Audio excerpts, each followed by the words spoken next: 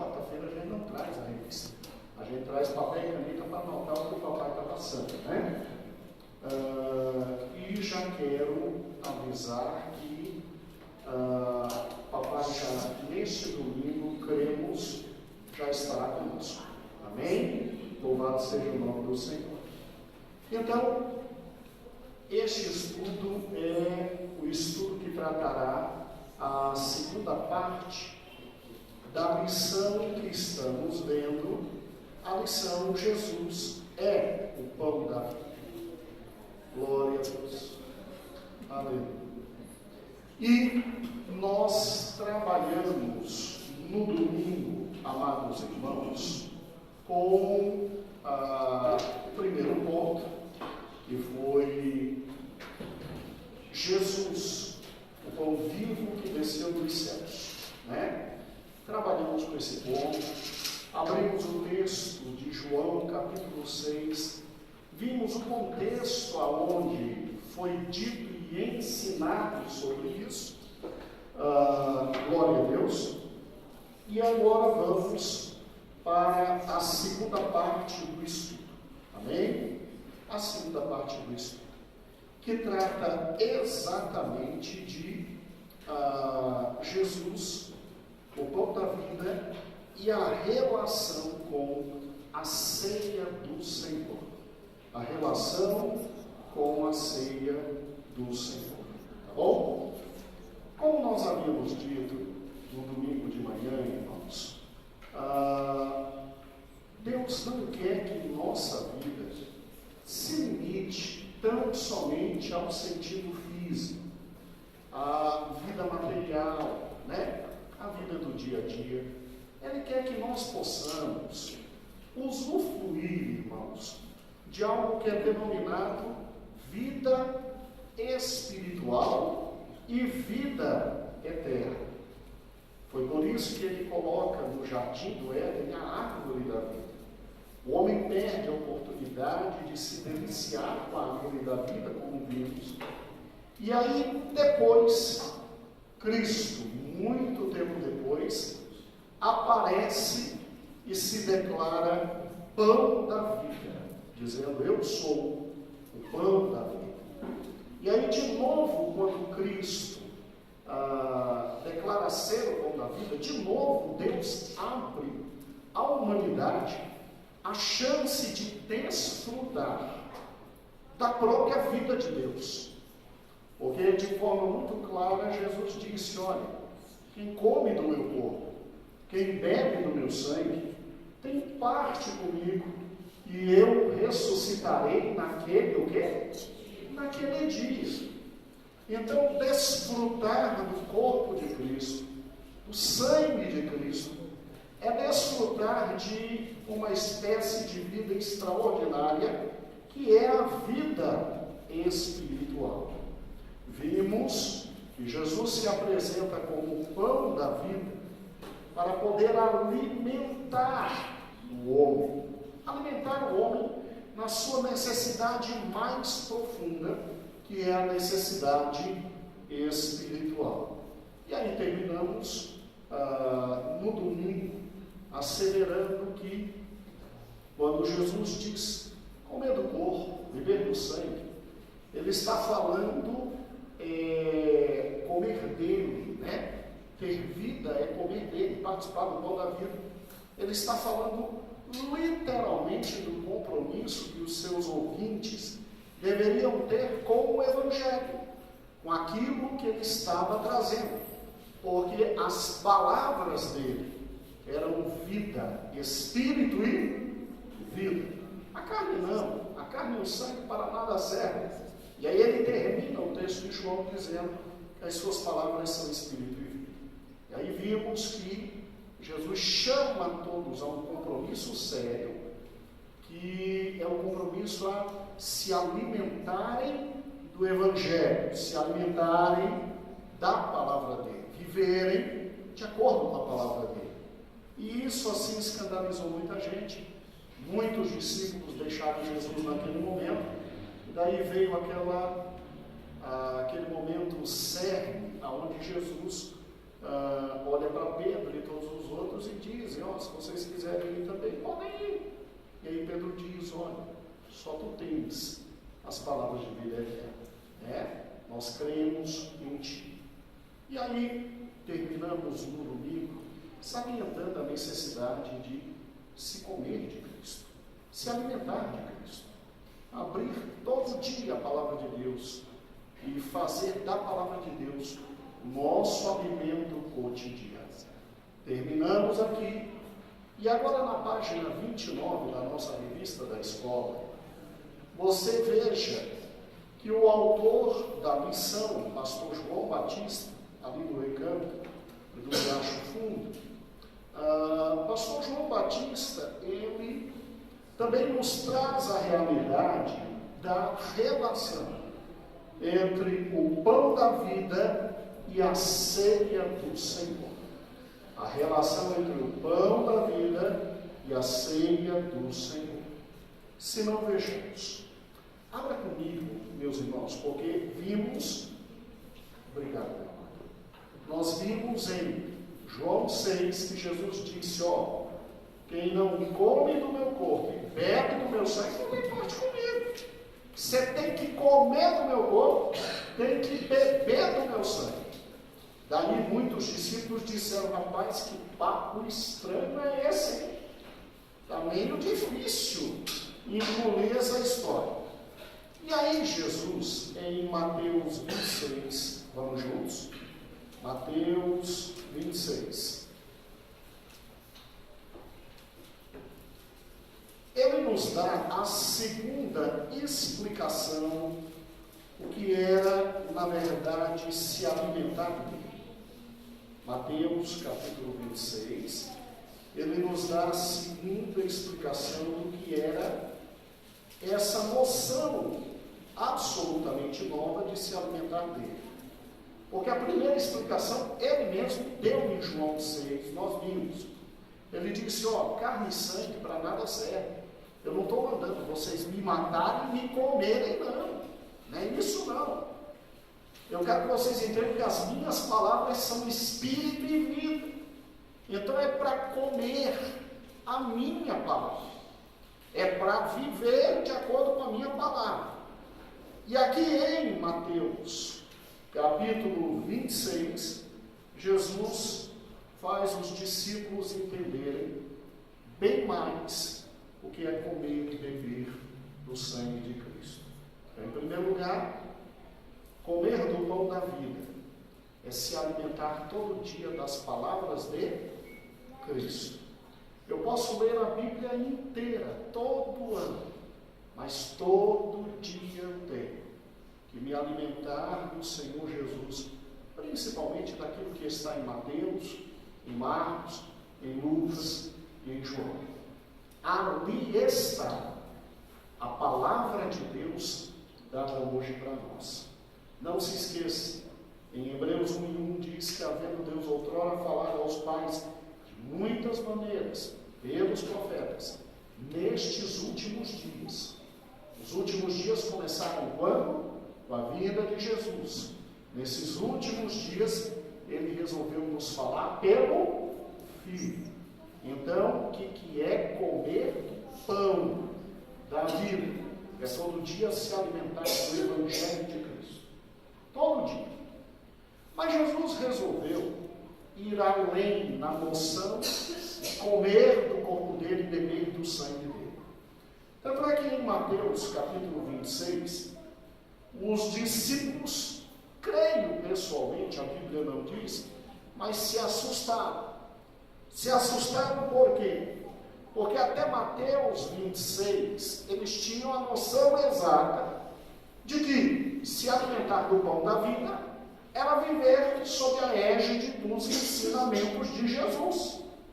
Até Mateus 26, eles entendiam isso. Então eles tinham em seu coração o que Jesus disse, está dito, e a gente tem que viver sob a égide de Cristo, que é nosso novo Moisés. É Cristo agora, não mais Moisés. Mas quando você abre Mateus 26, e eles simplesmente foram comer a Páscoa, Os irmãos se lembram que a Páscoa era uma festa de tradição judaica determinada por Deus ali no Êxodo, em comemoração à libertação do povo de Deus? Os irmãos se recordam disso? Então, o Senhor Deus disse: olha, para que vocês não se esqueçam do que eu fiz, todo ano é para assar o cordeiro, comer com pães amargos, para nunca se esquecerem do que eu fiz com vocês, ou seja, vos libertei do Egito. Deus instituiu a Páscoa por uma razão simples. É porque se Deus não tivesse instituído a Páscoa, Israel não glorificaria o nome do Senhor. Israel não glorificaria o nome do Senhor pela libertação. Escute isso. A minha memória e a sua são tão horríveis, a nossa mente é tão caída, que a gente é capaz de esquecer todos os benefícios que até Deus fez por nós. Nós somos tão degenerados, irmãos, e me desculpe por lhe falar isso, que você pode fazer o bem uma vida inteira para uma pessoa. Jura assim, no dia que você faz um único comportamento que ela não estava esperando, ou queria algo diferente, o bem inteiro que você fez, jura assim, foi por lixo. Foi por lixo. Nós somos assim. Nós somos assim. Se Deus não tivesse estabelecido a Páscoa, Israel nem glorificaria a Deus pela libertação do Egito. Chegaria na 4ª geração após a libertação, irmãos, creiam, ninguém saberia que os antepassados tinham sido escravos no Egito. Cremos. Por isso Deus estabeleceu a Páscoa. E aí estava todo mundo comendo a Páscoa, feliz da vida, todo mundo conhece o contexto, não é?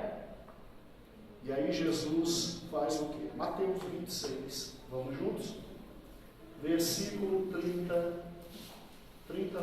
17. Mateus 26 e 17 diz assim: e no primeiro dia da festa dos pães ázimos, a Páscoa, chegaram os discípulos junto a Jesus, dizendo: onde queres que preparemos a comida da Páscoa? E ele disse: ide à cidade, e um certo homem lhes dirá: o mestre diz, o meu tempo está próximo. Na tua casa celebrarei a Páscoa com os meus discípulos. E os discípulos foram e fizeram como Jesus lhe ordenou. Olha, irmãos, nesse momento da vida, os discípulos não mais discutiam nada. O fato de Jesus só ter dito: vai, vocês vão encontrar um homem. Esse homem vai, aí os outros evangelhos falam da questão do burrinho. Esse homem vai estar com o burrinho preso e etc. Discípulo não discutia mais. Discípulo só ia e dizia: não, o mestre não disse o nome, nem endereço, nem telefone, mas disse que é um homem com um jumentinho. Encontramos um homem com um jumentinho, vamos embora atrás dele. Chegou lá, não precisa dizer, o mestre sabe o que faz. O mestre disse: ó, o mestre quer sua casa para cear, ele vai preparar tudo. Nessa altura do campeonato, quem já tinha jogado, irmãos, um anzol na água e retirado um peixe, e achado um estáter, e pagado o imposto de renda por ele, porque já não desconfiava de mais nada. Depois de ver uns 5 pães, 2 peixes se multiplicar, já era normal. E aconteceu como está descrito. E aí foram comer a Páscoa. Escuta. Aí Jesus, versículo 26. Enquanto comiam, Jesus tomou o pão e, abençoando, partiu e deu aos discípulos e disse: tomai e comei, isto é o meu corpo. E tomando o cálice, dando graças, deu-lhe, dizendo: bebei dele todos, porque isto é o meu sangue do Novo Testamento, que é derramado por muitos para a remissão de quê? Pecados. Remissão de pecados. Jesus substitui a Páscoa pela ceia. E Jesus diz: olha, o velho pacto, o Velho Testamento está morrendo aqui. A partir de agora, um novo pacto Deus faz com a humanidade. E aí saímos da era da lei e entramos na era da graça. E os discípulos entenderam uma segunda e fundamental noção sobre Cristo e aquela história de carne e sangue. Eles entenderam que Jesus, ao ter falado de sua morte, ele estava sendo o executor de um novo pacto para a humanidade, chamado o Pacto ou Aliança da Graça, e que quem quisesse usufruir desse novo pacto teria que esquecer o velho pacto, crer nele como Cordeiro de Deus que tira todo o pecado e simbolicamente participar desta realidade espiritual. E aí, obviamente, que aquele pão e aquele vinho que foram servidos na primeira ceia, obviamente que não era o corpo de Cristo e o sangue de Cristo, são símbolos. Símbolos. Mas são símbolos que retratam uma realidade espiritual. Quem participa destes símbolos está dizendo: creio em Jesus, creio que sou pecador, creio que não tinha como me salvar, creio que Deus enviou seu Filho, que morreu em meu lugar pagando o preço do resgate, e creio que Ele é o Cordeiro de Deus, o Filho de Deus, o pão de Deus que desceu à terra, que Ele é absolutamente tudo o que preciso, e nele crendo morrerei, e por nele crer ressuscitarei. Quando você come daquele pãozinho simples e toma do suco de uva simples que servimos aqui, eles são símbolos dessa realidade. E a Bíblia, Deus sempre trabalhou com esses símbolos. Você se lembra deles do Jardim do Éden? O fruto da árvore do conhecimento, nele em si não havia o conhecimento.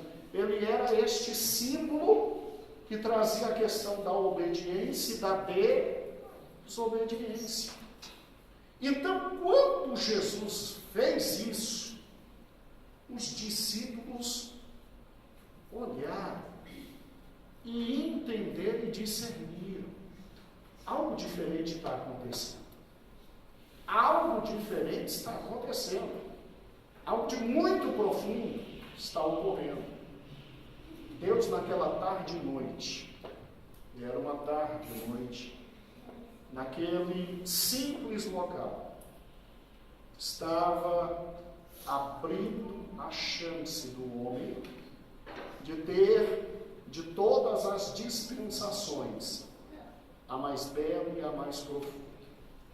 Naquela tarde, naquele salão, Deus instituiu a dispensação da graça e disse: a partir de agora, a salvação é em quem crer em meu Filho amado, Jesus Cristo. Naquela sala, com aquele símbolo, Deus estava dizendo: eu amei e amo o homem, e quem crer no meu Filho será salvo. Quem não crer estará condenado. Deus, naquela sala, ao estabelecer a dispensação da graça, Deus procurou ser o mais simples possível. Eu estava conversando isso com o pastor Cícero uma vez. O mais simples possível. Deus sempre procurou simplificar. A gente é que complica. A gente complica. A gente não quer acreditar que o caminho para o céu é tão simples. Crer em Jesus é só isso. Se alimentar dele todo dia é só isso. Mas não tem Allan Kardec, não. Não é Jesus e Allan Kardec. Não. Deus nunca me trouxe Allan Kardec. Mas não é Jesus e as encíclicas papais. Não, Deus nunca me trouxe encíclica papal nenhuma. Mas vem cá, não é Jesus e Moroni. Não. O maior erro meu e seu está em querer impor a Deus alguma coisa. Impor a Deus alguma coisa. A vida é simples espiritualmente. Creio no Senhor Jesus Cristo. Acabou. Com este ato nós saímos do Velho Testamento, de toda aquela geringonça passada de sacrifícios, de morte, de dor, de ninguém mais conseguindo viver absolutamente na presença de Deus, e passamos a descansar no sacrifício de Cristo. E descansando nele, temos a vida o quê? Eterna. É por isso, irmãos, que a gente se alimenta todo dia do Senhor Jesus. Mas a gente não deixa uma vez por mês se reunir e para juntos também comermos do pão e bebermos o quê? Do sangue. Vou repetir. Quando você come do pão e bebe do sangue, você diz: eu me recuso a qualquer outra coisa que me leve a Deus a não ser Jesus Cristo. Você está dizendo, Ele é o único caminho, a única verdade, e só nele a vida. Quando você come do pão e bebe do sangue, você está dizendo: eu sou pecador, porque quem estabeleceu isso foi Deus. Você está dizendo: eu sou pecador. Você está dizendo: eu sou pecador e falido, porque eu não tenho como me justificar diante de Deus. Você está dizendo: eu não creio nas minhas obras, portanto, salvação pelas obras é mentira. Eu não creio nas dispensações papais, então a autoridade da igreja para salvar alguém, isso é mentira. Eu não creio em revelações posteriores. Então você está dizendo: eu não creio no mormonismo, eu não creio no adventismo, eu não creio em nenhum ismo. A única coisa que eu creio é que eu sou terrível pecador e que Deus enviou seu filho, e seu filho fez a única coisa que eu precisava na vida: morreu e entregou seu sangue, e em razão disso eu tenho a vida eterna. Então eu aceito o caminho dado por Deus. E aceitando o caminho dado por Deus, vou viver com Cristo. Morrerei, porque como me falei domingo, comer do pão da vida não te isenta de ser enterrado. O homem tinha a chance de não ser enterrado, mas ele não quis comer da árvore da vida. E aí Cristo não vai te tirar do túmulo, porque Ele, Cristo, tinha dito no Éden: se pecar, vai morrer. Cristo não se contradiz. Mas escute: comer do pão da vida, pelo menos me garante que participar da ceia, que meu corpo volta ao pó, o Espírito volta a Deus, e eu serei ressuscitado, para aí sim participar da árvore da vida eternamente. Agora, olha que fantástico, olha que fantástico. Se quando nós comemos alimentação normal, cotidiana, simples, isso produz benefícios. Que benefícios serão produzidos de nos alimentarmos de Cristo? Quais são as riquezas que eu tenho quando todo o diabo, Mateus, Marcos, Lucas e João, e leio as palavras de Cristo e digo: isso aqui é o que Deus quer para mim? Quais os benefícios que eu tenho? O que ocorre quando eu me alimento de Cristo? Tudo isso que te falei sobre a relação do pão da vida e a Santa Ceia está na sua revista, até a página 31. O que vou te falar agora não está na revista. Então, os irmãos que desejarem copiar, ou então fazerem referências, podem copiar. Quais são os benefícios de me alimentar do pão da vida? Porque eu sei que o maior de todos os benefícios é ressurreição. Ressurreição. Mas enquanto eu não preciso da ressurreição, enquanto não morri, enquanto estou por aqui, o que a alimentação e o alimento chamado pão da vida produzirá em mim? Abra o Salmo 119 e nós veremos rapidamente. Os irmãos em casa procurarão se esmerar nisso. Aqui nós veremos rapidamente alguns benefícios do alimento espiritual chamado pão da vida. O Salmo 119 fala sobre a palavra de Deus. E veja que ele tem 3 premissas interessantes. Premissas são postulados de pensamento, ou seja, base de raciocínio, no qual se ergue todo o pensamento posterior. Então vamos às 3 premissas. Olha que interessante. A primeira premissa está no versículo 142. Versículo 142, que diz: a tua justiça é justiça eterna, e a tua lei é o quê? Verdade. Segunda premissa está no 151. Tu estás perto, ó Senhor, e todos os teus mandamentos são a verdade. 160. A tua palavra é verdade, desde o princípio, e cada um dos teus juízos duram para sempre. Escute, se alimentar de Cristo é se alimentar da base mais sólida do mundo. Quando ele diz de forma simples: bem-aventurados, humildes de espírito, porque deles é o reino dos céus, ele sabe o que está dizendo. Bem-aventurados que choram, porque serão consolados, ele sabe o que está dizendo. Quando ele diz: bater em tua face esquerda, dê à direita, ele sabe o que está dizendo. Creia, por mais que talvez eu e você não entendamos naquele momento, tudo relacionado às palavras de Cristo são o que nós chamamos de o quê?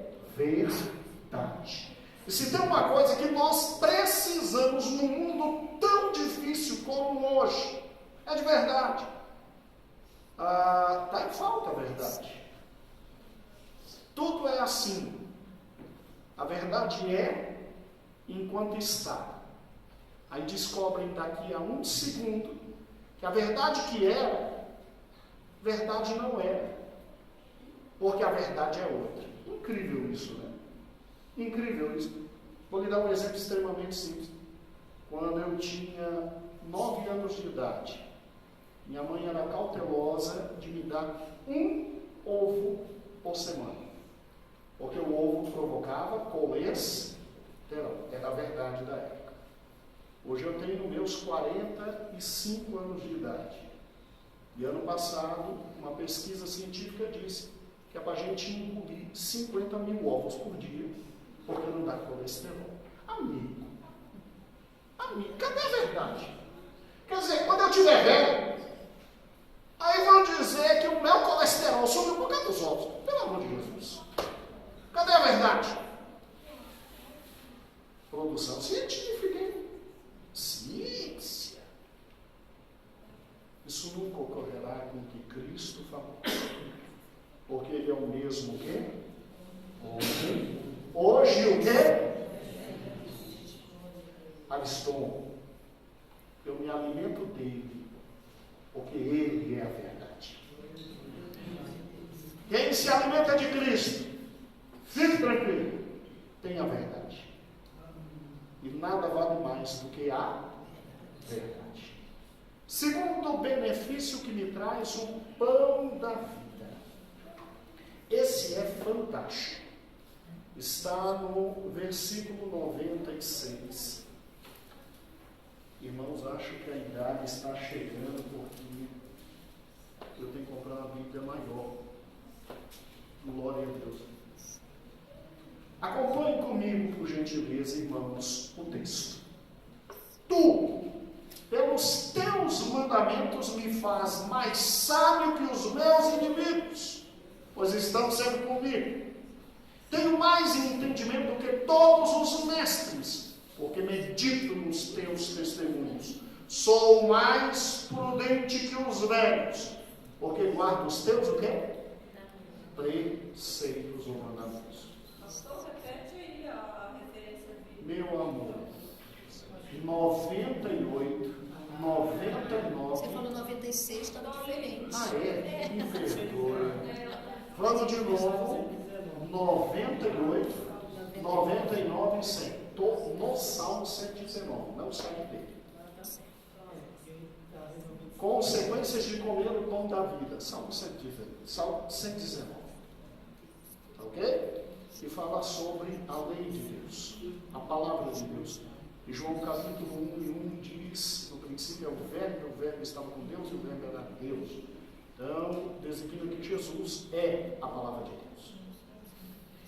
Segundo benefício de se alimentar do pão da vida, sabedoria. E o que eu acho fantástico nesses 3 versículos é quem se alimenta de Cristo, que é o pão da vida, que é a lei do Senhor. Porque o que era a lei do Senhor no Velho Testamento? O que é a lei do Senhor no Novo Testamento? Nos últimos dias nos falou por quem? Por quem? Jesus Cristo. Hebreus 1:1. É Jesus. Quem se alimenta de Cristo tem a vantagem da sabedoria. A sabedoria não pode ser confundida com a inteligência ou conhecimento. Inteligência e conhecimento é o conjunto de habilidades técnico-científicas que eu possuo em razão de estudo técnico-científico. Eu tenho ali meu irmão, já foi professor de história. Todo mundo tem saudade das aulas dele. Eu sei disso porque sou professor de direito. E os ex-alunos do meu irmão eu pego na faculdade. E todo mundo diz assim, poxa, porque você não é bonzinho como Lutero. Aí eu sempre digo, é porque eu sou o lado ruim da família. Você encontrou o lado ruim da família. Né? Mas gostam da aula também. E dizem, você é tão bom quanto Lutero. É mentira, eu sou melhor que o Lutero. Né? Tão bom. Tão bom, cara. Bem, voltando.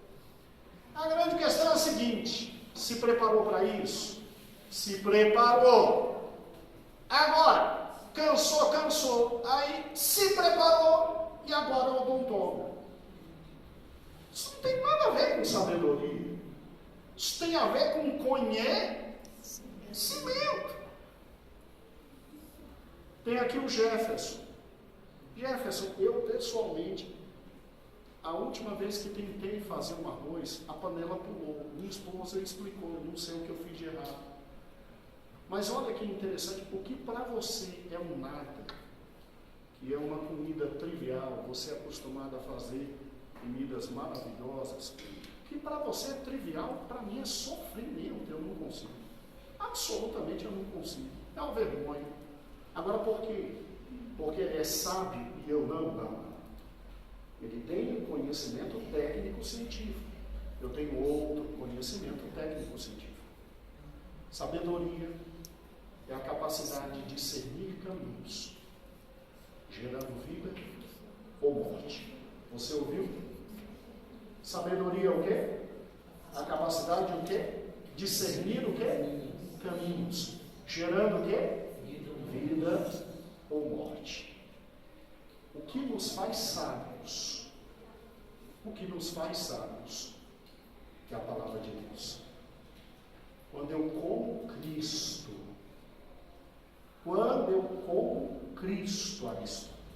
me alimentando dele todo dia. Os 3 versículos dizem que eu sou mais sábio que os meus inimigos.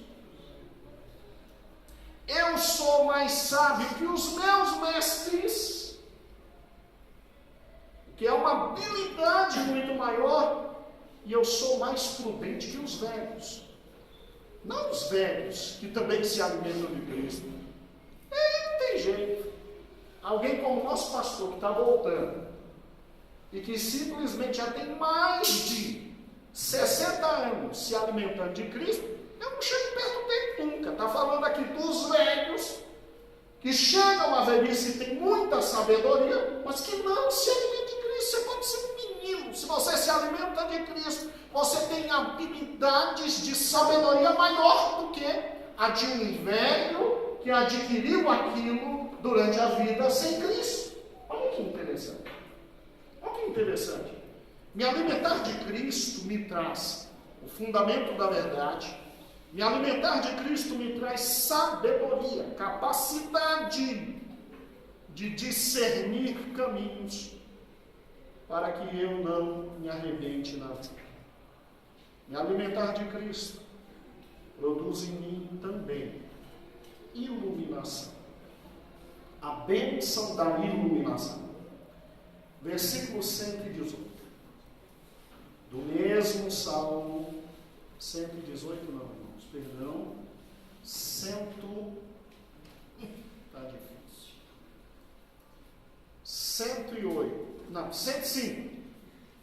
Que maravilha. Lâmpada para os meus pés é a tua palavra e luz para os meus caminhos. Incrível, né? Escute isso. Normalmente, dizem que nós, evangélicos, sofremos de um mal muito grande, a incapacidade de raciocinar. Um dia um amigo me perguntou algo extremamente simples. Um evangélico consegue raciocinar? Vocês conseguem fazer um raciocínio dedutivo, lógica maior, premissa menor e conclusão? Aí eu olhei assim e disse, tadinho. Ele só conhece o raciocínio dedutivo de Aristóteles, lógica maior, lógica menor, dedução. Quem se alimenta de Cristo, além de ser sábio, conhecer o que poucos conhecem, que é Deus, além de tudo, tem iluminação. Ele caminha por caminhos seguros, porque a palavra de Deus, ingerida nele, lhe dá a habilidade de ver com os olhos o que lá na frente vem. Tu me entendes? Lâmpada para os meus, o quê? É a tua, o quê? Palavra.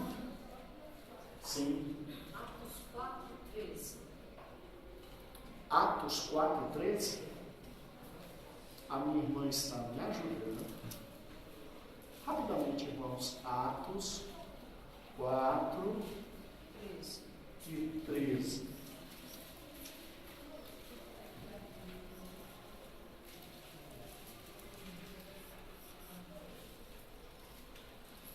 Então, eles, vendo a ousadia de Pedro e João, e informados de que eram homens sem letras e indoutos, se maravilharam e tinham conhecimento que eles haviam estado com as sim, perante o Sinédrio. A mais alta corte.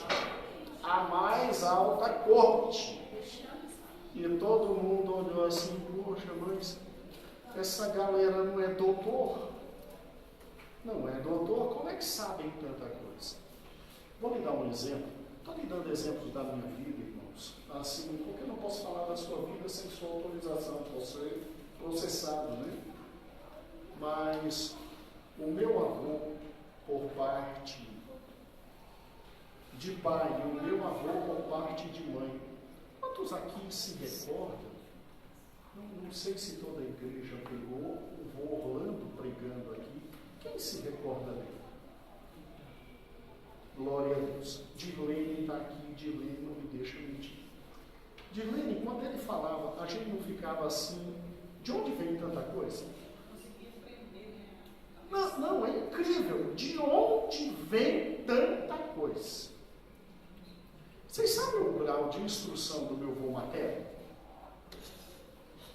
Sabe até onde ele estudou? E falo isso, não é para você deixar de estudar. Não. Vá longe. Ele só estudou até ali porque foi o que a vida possibilitou. Ele tinha 4ª série. Primária. 4ª série primária. E ele ocupou grandes cargos no serviço público. E todo mundo se admirando. De onde vem tanto? Meu jovem, você que está aqui, o tempo que você investe na palavra de Deus te tornará sábio. Pode ficar tranquilo que no meio da Babilônia, quando todos estiverem escravizados, e o rei mandar te chamar e disser, vamos ver o que você sabe, você superará de tal forma os outros, que você será chamado para governar ao lado do rei. Está me ouvindo?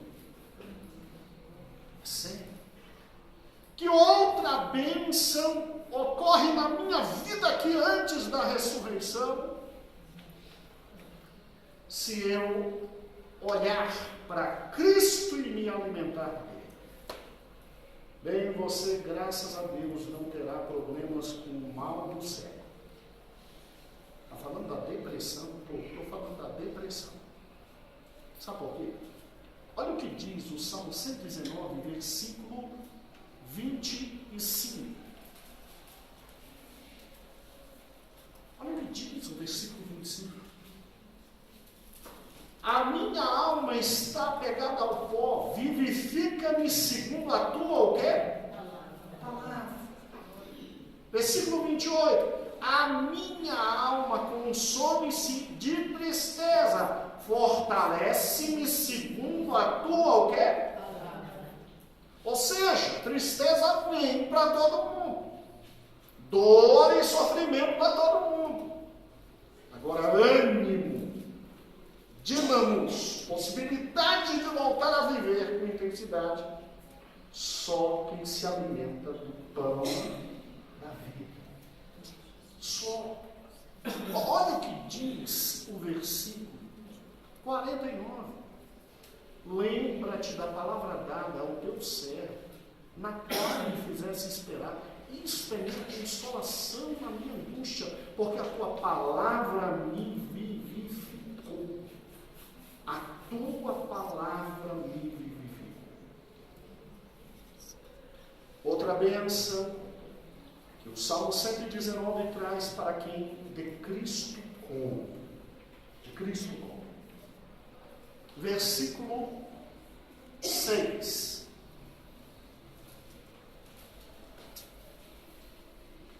Eu nunca fico confundido, porque eu atento para todos os teus o quê? Eu tenho um amigo que ele diz assim: o jogo político e econômico no Brasil é tão desgraçadamente baixo que a gente às vezes fica perdido por onde vai, né? Você sabe que se você meditar todo dia no que Cristo disse e andar, você sabe que o Senhor não te deixa confundido? Nem socialmente, nem pessoalmente, nem espiritualmente, porque a palavra de Deus produz clareza, absolutamente clareza. Próxima bênção, que se alimentar de Cristo nos traz, eu creio que é uma das mais extraordinárias, está no versículo 45. Olha que fantástico. Eu andarei em liberdade, pois busquei os teus o quê? Eu andarei em liberdade porque busquei os teus preceitos. Sabe o que significa isso? Quem lê a palavra de Cristo e engole o pão da vida todo dia, anda de cabeça erguida. Em liberdade. Não tem motivo para andar com medo, cabeça baixa, me escondendo de Deus e o mundo. Porque na medida que eu como do pão da vida, o pão da vida vai produzindo em mim as enzimas da existência, vai melhorando absolutamente todo o meu corpo, para que meu corpo produza vida também espiritual, e eu naturalmente não entro em besteira, e por não entrar em caminhos de morte, ando sempre com a cabeça erguida. É simples, absolutamente simples. E por fim, quem come do pão da vida todo dia, um dia verá a Deus.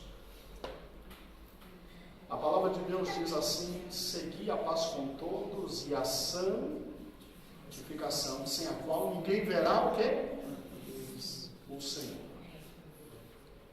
Por gentileza, meu amado irmão, abra no Salmo 119, versículo 9. Como purificará o jovem o seu caminho? A pergunta é mais ou menos assim: será que existe possibilidade de se encontrar um jovem puro, santo? Parece que a pergunta é para os nossos dias, né? Porque é absolutamente idiota você ainda ser virgem. Beira a imbecilidade quando sabem que você ainda não se entregou para os 10 mais lindos do colégio. Você é chamado de idiota, literalmente idiota, porque você não pegou todas. É sério. O mundo é tão opressor que parece que a pergunta é feita hoje: é possível um jovem ainda purificar seu caminho? Sim, é possível. Observando conforme a tua o quê? Palavra. Por isso que o versículo 11 diz: escondi a tua palavra no meu coração para não pecar contra o quê? Contra ti. E o raciocínio é simples. Se para quem é quase impossível andar em pureza de coração, que é o jovem, e se é possível eu observando a palavra, então eu escondo também a palavra de Deus no meu coração para não pecar contra ele. Olha, existem ainda algumas outras bênçãos. Quem quer cantar, quem quer estar num grupo de louvor, você está pensando que é qualquer coisa que você apresenta lá em cima que Deus aceita? Está pensando que é a nota perfeita? Olha o que diz o versículo 7 do 119. Louvar-te-ei com retidão de coração, quando tiver aprendido os teus justos juízos. Enquanto não aprendeu o justo juízo, meu amigo, meu louvor e o teu louvor não valem nada diante de Deus. É podre. E ele não precisa, não. Ele tem anjos louvando de manhã, tarde e noite. Ele tem a natureza louvando, ele tem um universo louvando. Sou eu que preciso louvar. Sou eu que tenho que estar no meio da galera, meu amigo, universo. Baleias, adora a Deus, eu não vou adorar. Mas só adora a Deus quem observa os justos juízos. Irmão, não tem o que fazer. É comer de Cristo. É comer de Cristo. Eu quero paz, é comer de Cristo. Quero segurança, comer de Cristo.